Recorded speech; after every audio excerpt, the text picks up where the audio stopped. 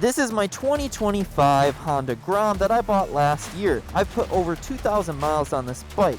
Now, what is my experience with this bike and do I regret buying it? Well, that's exactly what we're going to get into today. Now, at this point, I'm assuming you've already watched way too many videos on this bike, probably almost everyone online, and you're just trying to double validate your reasoning for buying the Grom. And that's okay, because I've had this bike over 2,000 miles, like I said. Not to mention, this is my second Grom. I also have a Grom clone, so you can say I love the 125cc class and have plenty of experience on it. So let me help you validate your decision on buying that Grom. So to start off, 2,000 miles on this specific bike, let's talk about, was it reliable? And if you go down to the core of this bike, it's a single cylinder 125cc engine. There's not much to it, all right? These engines are made all over the place. You know, like almost every brand has their own version of a 125cc engine. Not to mention the Chinese love to clone them, and there is plenty of options there as well. So this engine platform has been around for a long time,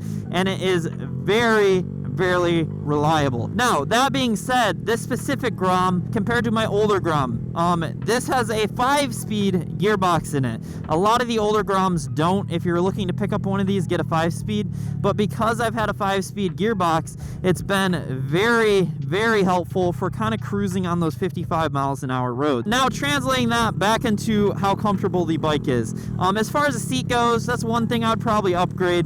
But for the most part, seating position is super comfortable.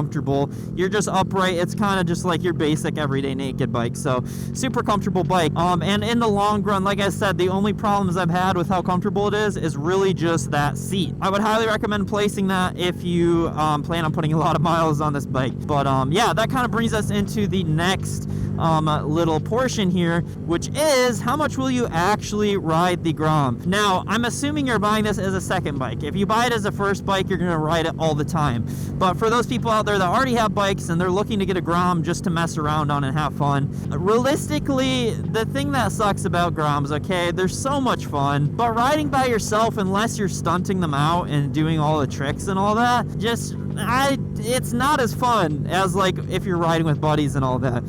So I find myself riding this maybe once a week in comparison to 3 to 4 times a week on my bigger bike. So you're not going to ride it all the time, which is good and bad. It's good because maintenance costs are basically zero. I do like one oil change a year on this guy because, you know, it's not getting ridden as much as my bigger bikes. So that is nice. But the downside is it worth paying insurance on it if you're not going to ride it all the time? So just kind of think about it. Do you plan on riding this a lot? If it's your primary bike, I'm sure you will. But as a secondary, you know, you're not going to ride it as much as you think you will, unless you got a lot of buddies that ride Groms, which, as you can see, I got a buddy that rides a 125, so at least there's that. It makes it a little bit more fun. Now, one reason that I ended up getting a Grom, I sold my old Grom, my 2015, and ended up buying this one because I missed it so much. So if that goes to say how much fun they are, you know, there you go. So anyways, stunting this bike, that is a huge reason why you'd want to get this thing. Learning to ride in general,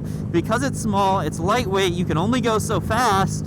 You know, the stunning possibilities are huge, and it's a cheap bike. You want to learn how to wheelie, you want to learn how to drift, you want to learn to do burnouts. If you crash this, so what? $200 in plastics. It's only a $3,000 bike, $2,000 if you buy an older Grom. So it's not like sacrificing your beautiful $10,000 bike. And so it just makes it's a really good platform to learn all that stuff on and improve your overall skills. So that is one reason I do not regret buying this Grom at all. It's taught me a lot. I've become a better rider because of this bike. Now, to finish everything off, do I regret buying this bike? Absolutely not. Like I previously mentioned, I became a better rider because of this bike. Not only that, it's just a blast to mess around with buddies. You know, you don't got to worry about going to jail on one of these unless you're, you know, crazy. You know, it's a safe bike. It's a fun bike. It's a cheap bike. You can get better at riding. You can stunt the bike. There's so much you can do with this bike. And for that reason, I highly recommend picking up one of these bikes if your budget allows.